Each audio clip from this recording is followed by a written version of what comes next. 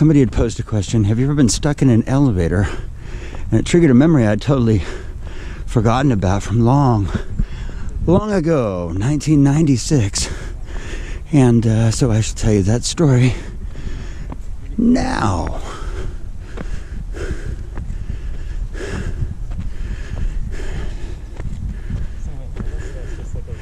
So this takes place in 1996. At this point, I had moved to Baltimore, Maryland. Long story short, everything was going great for me in Portland in 1996. I had a TV show, a band. I worked at my favorite place ever, this little mom and pop record store. So of course, I'm just going to fall in love with the girl and follow her to Baltimore, Maryland to do a Philip K. Dick play together. And so anyway, we're in Baltimore, and we realized, you know, it's a lot cheaper in Baltimore than it was in Portland. I thought city twice the size, it's going to be twice as expensive. No, it's half as much. Like, we lived off my unemployment checks fine in Baltimore, paying all of our bills. But there was very little to do. Again, city twice the size of Portland. It should be twice as much theater, be twice as much music. No, again, literally just a handful of music venues and theater. I mean, in Portland, on the slowest end of the summer time period, there's at least 15 plays going on in Portland. I mean, until COVID. But in Baltimore, there'd be whole, like, 2-week stretches where there wasn't any theater at all. Like, wow. Kind of shocking. But we lived in this really cool place that she had found before we got there. We were on the 14th story. This really old apartment complex that was right across the street from Johns Hopkins University. And out one window, this is an incredible view. You can see the top of the Hubble telescope. Out the under window, well, The Wire, basically. One of the reasons why I really wanted to move to Baltimore is my favorite television show was Homicide: Life on the Street, and they were shooting that at the time that we were there. So, called back twice, never cast. But not much to do, and I'm feeling a little bit homesick. You know, first time in my life, I'm far away from Portland, and it's so different here. And there aren't trees. There are statues instead of trees. That's what they got. I'm feeling homesick, and a woman comes that's in the cast with us in the Philip K. Dick show comes in and says, hey, my cat just had a litter, and I know that you two, meaning me and my girlfriend, were talking about maybe getting a cat. And so, long story short, we got a couple of her cats. We couldn't take just one, we had to take two. We took the heaviest one, and we took the runt of the litter.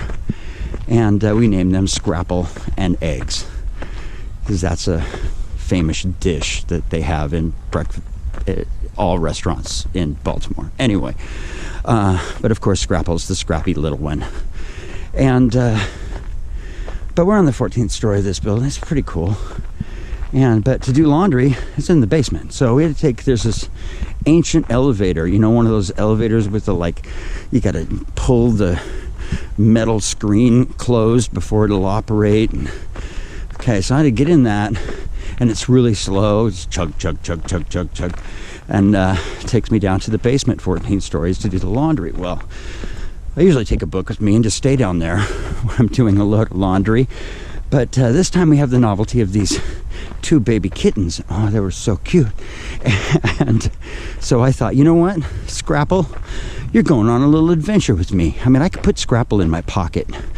But so he goes down with me in the elevator to do laundry. And we do laundry down there. And you know kittens with laundry. It's like the enchanted forest to them. And I half bury Scrapple in warm laundry. And we hop back in the elevator and we start chugging back up. And we get up to about was between the 12th and the 13th, or what would be the 13th floor, whatever they called it, or they skipped it. One floor below where I was supposed to be, and the elevator just stops dead. Chunk. And sitting in there, at first you're really terrified that, you know, then you're gonna free fall, right? But no, that doesn't happen, so we're just stuck. Okay, it's me and this elevator and this baby kitten who's crawling all over the laundry. And I think, well, I'll holler out. Well, grant you, it's 2 o'clock in the morning now that I've finished my laundry and coming up in the deal, and there wasn't a whole lot of people about. But anytime I kind of think I'd hear somebody, I'd holler out. Nothing's happening. Then I think, well, this is a big apartment building. As soon as somebody comes to use the elevator, they'll push the elevator button and maybe my elevator will start back up and we'll get to my destination. Okay, that doesn't happen. An hour goes by and I've tried the telephone that's in the elevator, but it's ancient and totally doesn't work at all. And so that option's out. And then I start thinking, well, you know, after an hour and a half, you start to think, well, how am I going to get out of here, right? And so I decide that I'm going to see if I can open the elevator doors, which I can see the top of from the floor below. And so I pull the gate across, and of course it wants to spring back, so I got to take a t-shirt and tie it back so that it'll stay open. And then I lay down because I'm just grabbing like the top, I'd say 1.5 feet of the elevator to the floor below. And to my great surprise, when I put pressure on the joint, well, it just springs open. Like, oh, okay, that was a lot easier than I thought it was going to be. And we got lots of children and people about right now, but I'm just gonna power on through.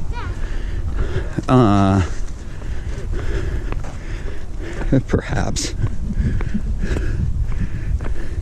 Just trying not to film people. But anyway, I got this elevator and I've got it, I can open it, but here's the predicament. I got 1.5 feet of the top of the elevator. Now, underneath that is a black plunging hole of death doom right below it, right? And the other problem is that when I let go of the elevator, well, the doors will start to close again. And so I've got to hold the elevator door open. I got to hope that the t-shirt keeps the gate, springy gate thing pulled back.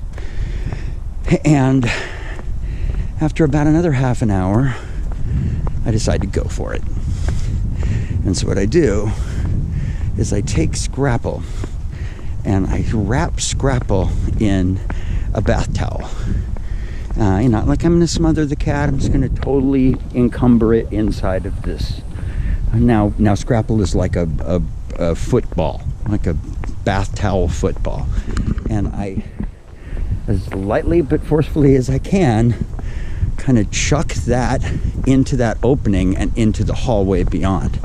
Okay, I've saved the cat. The cat, it totally works. The cat towel opens up when it hits the hallway, and the cat just comes to the lip of the elevator and looks back up at me. Meow. And but now it becomes my predicament. Now, if I fall backwards, I'm dead. It's all over with. But I had to hold this door open. I figured the best way is for me to sit down like it's a chair, dangle my feet into the opening, and pull the rest of my body through, all the time remembering that as soon as I let go, that elevator door is going to close, and I have to propel myself in the opposite direction of the gaping maw behind me so that I don't fall and die. And I screw up some courage, and I go for it, and I totally made it. It was really easy. It was a lot easier than I thought it was going to be. And the elevator doors closed behind me, and I pick up the cat and we take the stairs up to my apartment. I remember after